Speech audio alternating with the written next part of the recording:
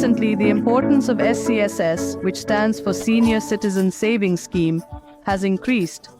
To apply for this scheme, you need to have an account in the post office or bank. Many people have accounts in these places, so they can go to the respective department and open it accordingly.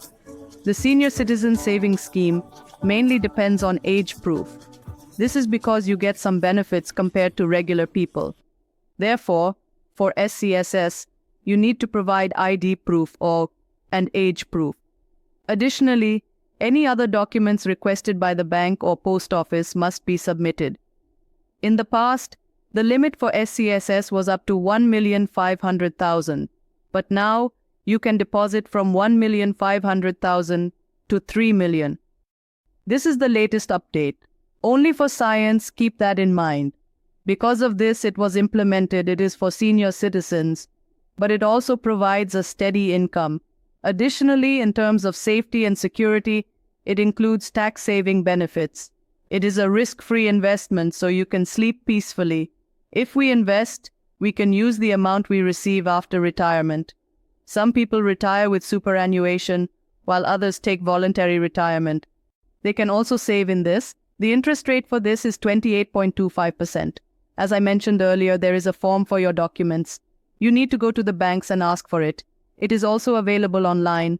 For this, you need to submit proof such as PAN, Aadhaar, telephone bills, recent passport size photos.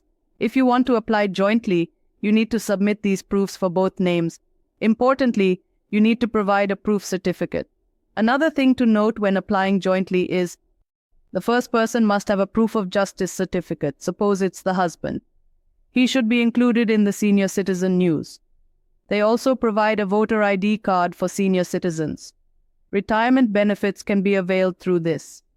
As I mentioned earlier, even those who take VRS can save a minimum of Rs 1,000 up to Rs 3,000,000 in this scheme. Recently, the maturity period for this has been extended. The maturity will come after 5 years. After maturity, if desired, we can extend it for another 3 years. Recently, this extension ability has also been added. If we don't need it, we can extend it for another 3 years. The interest rate is determined by the government, which means it changes quarterly. Interest is calculated quarterly and credited to the account. If you want an interest update quarterly, you can request it, and the interest will be credited accordingly. The principal remains the same, plus there are tax-saving benefits, in case you need it there. If you need the amount urgently, you can opt for premature withdrawal.